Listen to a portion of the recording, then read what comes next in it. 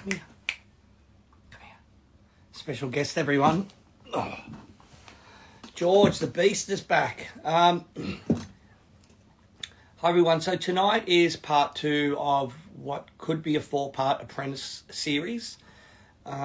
It's basically looking into current apprentices, people that have done their apprenticeship, older people, people that are training people to tattoo, all this sort of stuff. So just to try and get, at the end of it, we'll have like an overview of what we've sort of come up with. So tonight, for the first part, I've got some really cool young guys. They're actually twin brothers, Jason and Kevin.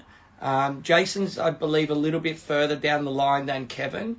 So it's going to be interesting to hear, you know, both of their entries into tattooing and you know, that sort of stuff, how their training was. So yeah, so I'm going to invite them both into the room, and then we'll see where this one goes. So hang with me, guys.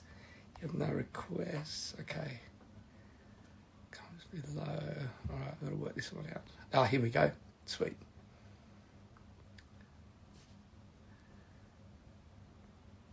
And invite Kevin in first invite. So that one's sent off, buddy. So we should see you in a minute. And then his brother Jay. So sent that one in there now too. So I'll pull this down. Hey guys. What's up, Rhys? How are you? Good, good. So you're twins. So which one's which? Who's got the nice jacket on? Take a guess, bro. Oh, Jason. Nah, man. Dude, come on, bro. No, I know, mate. I know. I couldn't see the obvious. I'm just stirring you. All right. So yeah, so welcome both guys. Thanks so much for joining us in this little sort of experiment or interview sort of thing. So cool. How have you both been anyway? Good, good. Very good. Yeah. Working hard. It's good. That's one thing that I think sort of, if you look at both of your Instagram profiles, you've both been working really hard over these last 3, nearly 4 months, whatever it is. And I think it's a credit to you both. So, but we'll get into that a little bit later. So, all right. So, like, I know the answer to this. So, who started tattooing first? That would be me. Okay, cool. And how long have you been tattooing for now, Jason? I think I've been tattooing for about almost 3 years now. Okay, cool. All right. And what about you, Kevin? How long have you been tattooing for now? Just a bit over like a year and 6 months. Okay, cool. All right. So I've got a series of questions. So we'll go Jason first and then you, Kevin, afterwards. So all right. Okay. So first one is when did you sort of get interested in tattooing, and then what made you think, oh, I want to do this as a job? So I think I've always liked tattooing, and I thought tattoos were like the coolest things ever. I thought tattoo artists were the coolest things ever. I think I started getting interested in tattooing when I was in like high school, and I started watching like Miami Ink and cool. Ink Master. Yep. And it was just so interesting to me, and yeah, I just cool. loved Did yeah. Did you have a couple of tattoos before you got your apprenticeship? No, I was a little bit patient. I wanted to wait until I was 18. Yep. I think my parents would have been pretty disappointed in me if I under 18. But that is, I think I made a better decision. Yep. Yeah, that's cool. And mate, there's respect and good family values is a credit to you, man. It's a good thing, especially in in today's society. All right, so with you, Kevin, like, when did tattooing start to come onto your radar, and what made you think that I can do this, or I want to do this? Well, me and my brother, we do everything together. Yeah. So when he started to tattoo, I actually came back from Japan, and it was so inspired from Japan. Yep. and Right, so I didn't go to Japan. I quit my job. He didn't go to Japan. I went to Japan. He had to stay for his apprenticeship. Apprenticeship. Ah, did you Yeah. get tattooed in Japan? No, no. Okay. I wasn't experienced about Japanese culture back then, so Yep. no. Yep. So I came back and I got a back piece from you. Exactly. And Yes. I quit my job, and then I studied for a year, made a Yep. portfolio, then I joined Para Inc. Yep. Yeah. Nice. Nice. All right. So the next question is going to be, and we'll go back to you, Jason. Like, how did you get your apprenticeship? Like, was it advertised? Did you go around to tattoo shops? Like, did you know someone? Like, what was the deal?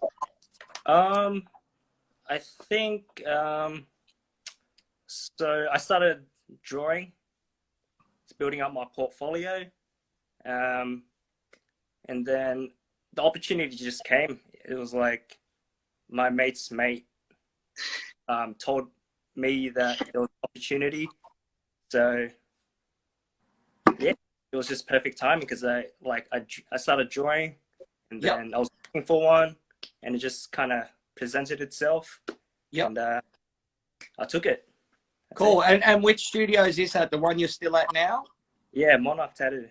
Cool. Cool. So when this happened, like, were you on like a trial period or something like that, or before you got your apprenticeship? And what was that trial period like, and what did that involve? It went for 3 weeks. Yep. It was pretty scary.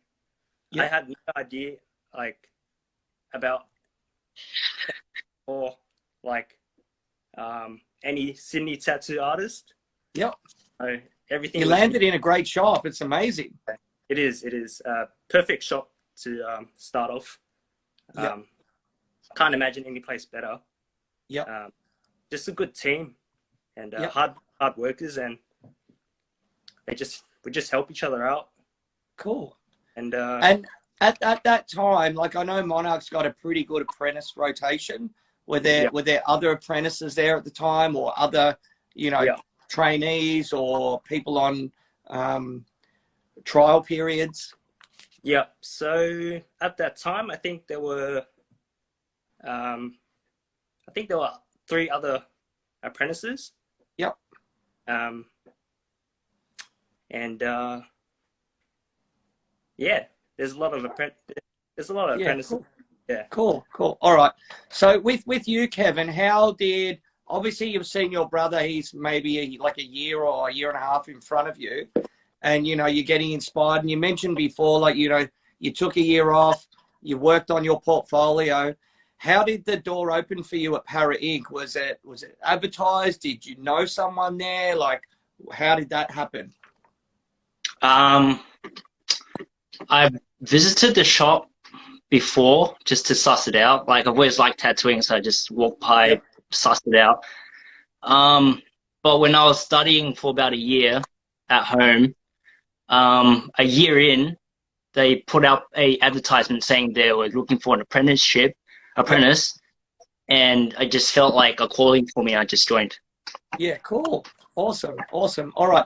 So my next round of question will be back to you, Jason. So in this time, did you have many tattoos on you, or were you starting to get tattooed, or what was the deal?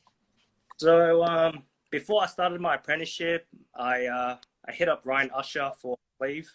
That was my first. Yeah.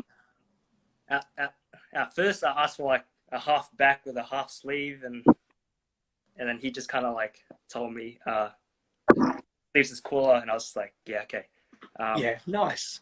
And I pretty much just told him he could do whatever he wanted. Yeah. And yeah, I love it. Amazing. What else? And then I got Yakisoba. He posted up a post saying he wants to do a piece for the expo. And I was like, I sent him a message saying, can you do a peony and a skull? Yep. And up for that. Yep. And so, yeah, we did that, entered the competition. Yep. And, I had a good look at the expo, and yeah, I started getting more interested in tattooing after that. Yeah, exciting, isn't it? Like like I'm still excited about it, but I can imagine being two young guys coming into it now and going to conventions and getting a tattoo off, an amazing artist here in Sydney. It must have just, opened your eyes a lot more than, even though you're at an amazing studio, just opened it up more like, wow, this big world's out here. It's crazy. Yeah. And I know you, Kevin, like we met when years ago I put up a post. We had Haywall from Korea come out. He used to come and guest at the shop. And we put up a post looking for collaboration pieces, and you hit us up and said, how about a back piece? So that was, an amazing thing for me to, see a young guy who already had, quite a few cool tattoos on him by, good name artists to go, oh, wow. And, it was, I think a great experience for the three of us all round, would be fair to say. It's good. Yeah. I actually saw your advertisement when I was in Japan. Ah, right. Wow. So I was like so hyped up in Japanese culture. I'm like, let's do it, man. Yeah. Awesome. And mate, well, we smashed that out pretty quick too. I think it was done in a That was year. good, man. Yeah. Well, I wasn't working, so I was like, let's get this done. Yeah. Amazing. All right. So with you as well, Kev, when you first started at Para Inc., like in say the trial period or whatever, what were you doing, and what were part of your duties before you were officially like, all right, we're going to unleash you on customers? Just the normal like everyday cleaning. Yep. Talking to customers, helping booking in, customers for the artist. Yep. What else is there? Doing like setting up the bays and setting up the walk-in jobs for the artists as well. Yep. Yeah. Pretty much everything. Yeah, awesome. I imagine, Jason, as well, that might have been part of what you were doing at Monarch too. Yeah, pretty much the same. Just making sure shop is clean. Yep. Everyone is set up, ready to tattoo. Yep. Nice and clean, most importantly. And yeah. Just on a different note, what did you both do prior to tattooing work-wise? We did something completely different from each other. Yep. I think we both went to uni, but we didn't really attend any classes. Yeah. Mum and Dad are listening. Shh. No, they're cool now. They see we work hard. We had a lot of drama with dropping out of uni, but they know we work hard, so it's all good. Yeah. Cool. That I got a job in warehousing. I did that for 2 years. It was hard work, man. Lifting. That's what I did. Yeah, cool. All right, so let's talk about so when you got your apprenticeship, Jason, and you started working through, getting to working on customers, what was sort of the progression? Were you learning coils? Were you straight onto rotaries? Were you doing walk-ins? Were you tattooing your friends? Just give us a little idea of, say the first year of tattooing. Okay, so firstly, when I started working at Monarch, I didn't know anything about rotaries. I thought it was just all coil machines. Yep. So I already knew I wanted to jump on the coils. Yep. But also, rotary machines are also really good. Yep. What was the other question? What were you doing tattoo-wise? Before you got let loose onto people, what were some of the first tattoos you did? And were you super nervous, anxious, or were you fuck, this is easy? So I tattooed my dad, gave him a half sleeve. Whoa, amazing. Go, Dad. Yeah. I gave him a Mary piece, some background. It's like full body Mary. Yep. Yeah, it's all right. Yeah, cool. I did a koi dragon on my auntie. Yep. But that was we started that, and then we ended up finishing that after 2 years because of COVID and whatnot. Yep. So that was cool. Yeah. Cool. My first actual tat walk in. That was scary. Yep. Yeah. It was just this airplane on like this little part of the skin here, and it was the worst thing ever, man. Yep. Yeah. Like people think that sort of stuff's easy. Like we get phone call, most shops get calls or emails. Hey, I want someone that just does real fine lines, or like, you know, I want the apprentice to do it or whatever. And like with small stuff like that, there's nowhere to hide. There's no room for error. Like it is precision tattooing. Yeah. So, you know, it's good.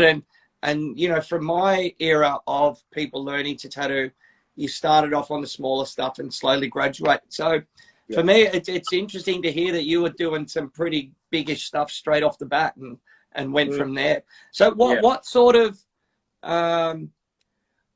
style were you mainly doing? Because Monarch's like known as one of the best black and grey shops. So would that have been an overflow, or what you were expected to pick up or train in? I definitely had some experience with realism. Yeah. But yeah, the thing is, I wanted to be a tattooer, so I wanted to do everything, you know. And I want to just do whatever that walks through the door. Cool. And yeah, just be able to do anything and everything, you know. That's important to me. Plus, I like tattooing overall, not just like one part. style. I love script. I like realism, you know. But basically, I love Japanese tattooing. So, Cool. Yeah. All right. So with you, Kevin, what was your, you know, when you first started, were you the same sort of thing? Please tell me you did a half sleeve on your dad's other arm. Nah, man. Nah. Not yet? Nah, he favors Jason more so. Who was born first? That's me. No, he actually asked me to do. He actually asked me to do his other side, but he's lockdown. Weird, man. He's asking for something. I don't think. I gotta talk him out of it. Yeah. Mate, I remember. Yeah, my old man goes at one point. He must have been in his 60s or 65, going, "Oh, I think I should get a tattoo off your son." And I'm like, "Oh yeah, cool, man." And he was like a scuba diving instructor for 20 years. So I'm thinking, oh, he's going to get like a dive or an underwater scene or whatever. And he's like, oh, I want a butterfly on my hip. And I'm like, that ain't happening, mate.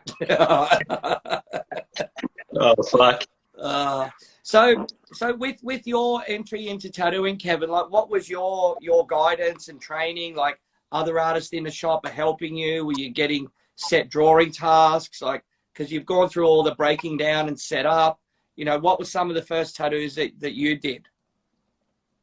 Well, I've always thought line work was very important, so I've always practiced line work a lot.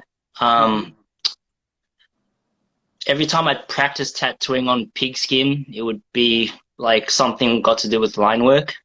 David! Yeah, sorry. That's all right. My first walk-in was a disaster. Yeah. I thought I was confident with it. Yeah.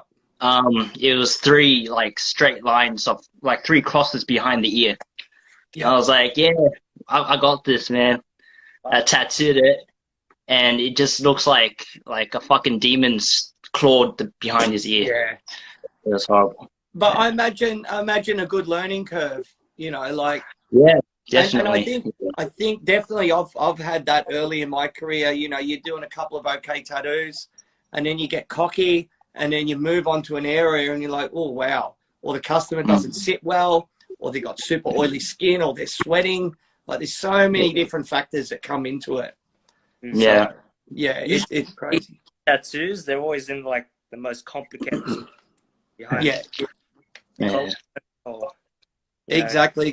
All right. So right now in both your careers, this back to you, Jason, like, do you favor a particular style? And if so, why? Like, I know you said you love all aspects of tattooing. So how would you answer that one? Or is that your answer before? So right now it's kind of changed. Lockdown has kind of changed things a little bit. I feel like it's time to focus on what I want to do and what I want to master and progress into.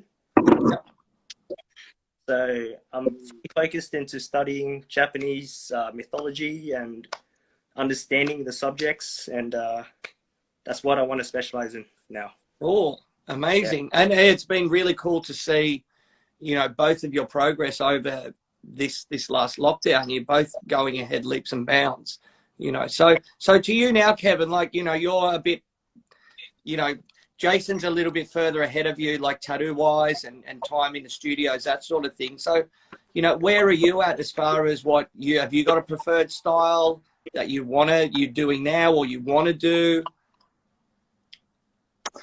Like Jason, I'm trying to focus on Japanese. Yeah. Style wise, I have no idea yet. I'm still figuring that out. Yep. Yep. Yeah.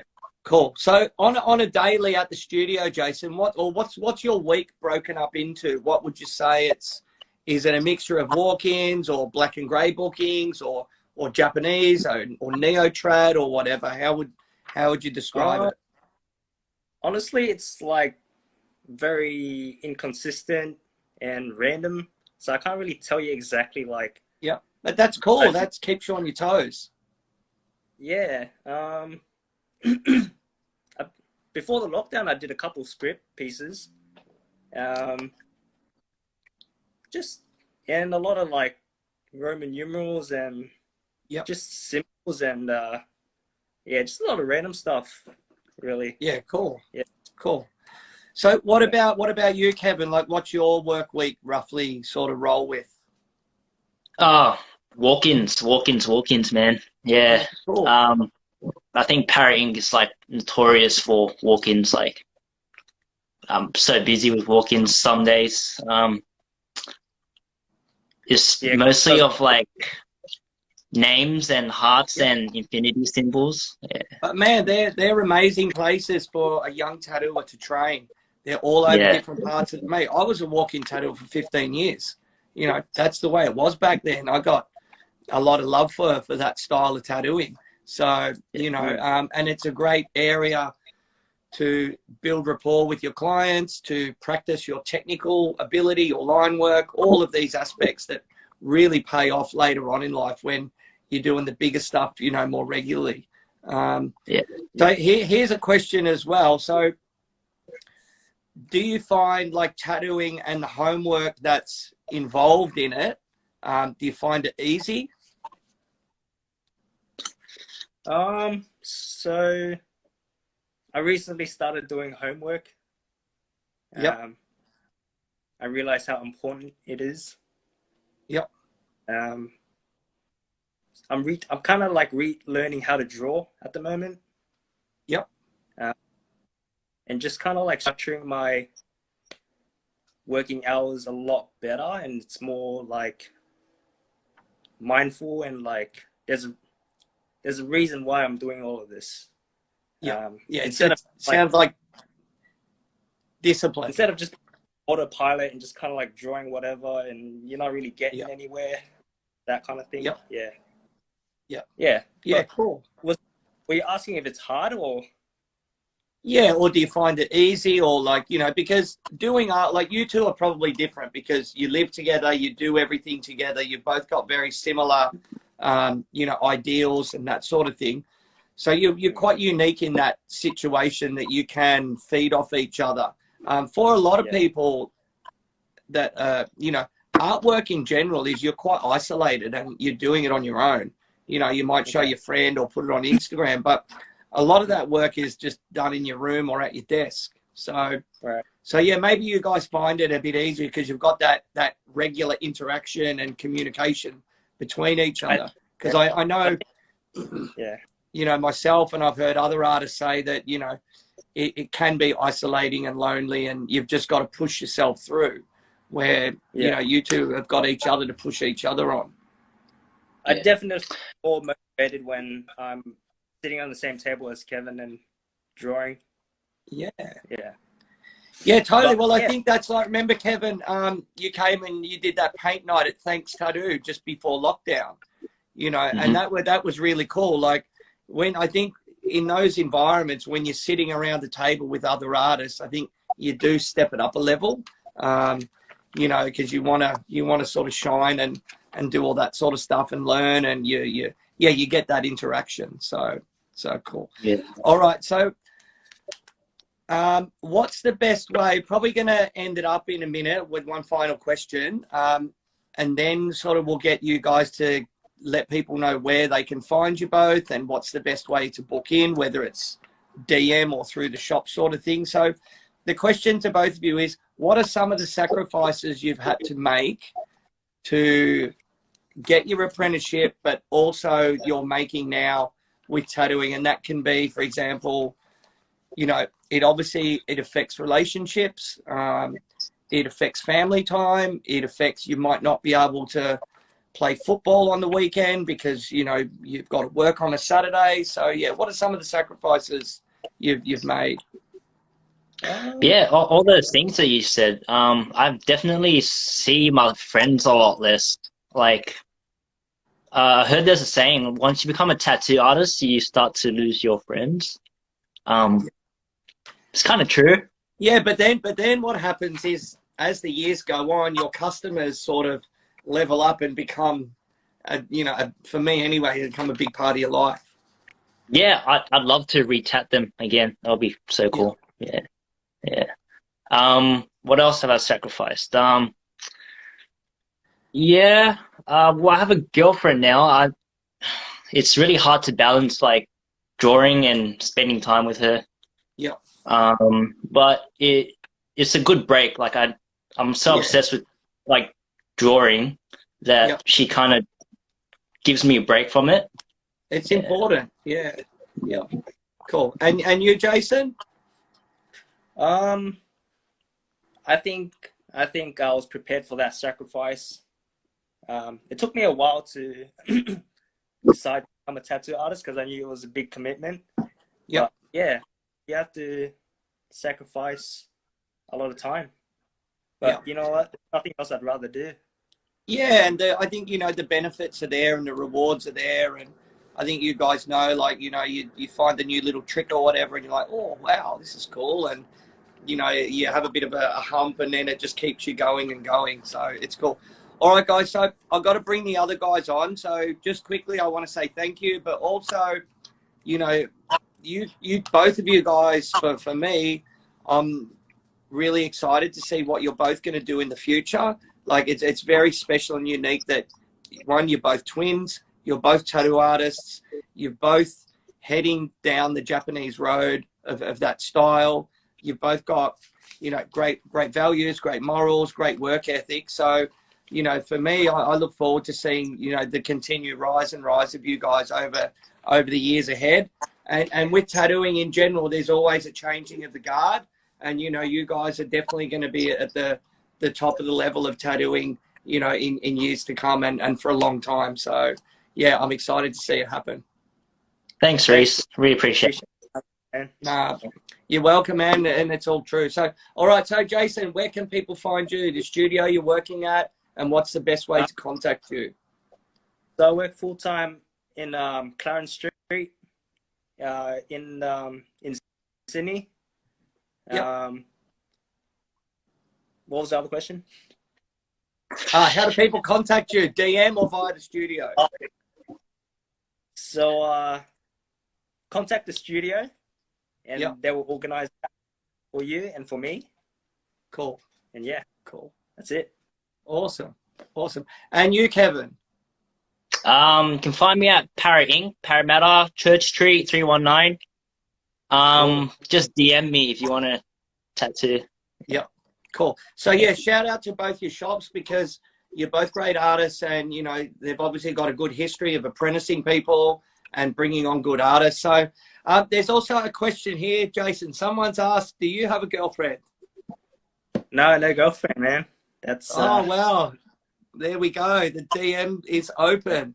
So, all right, guys, I just want to say thanks again. And I look forward to seeing you both when in real time when we can see each other.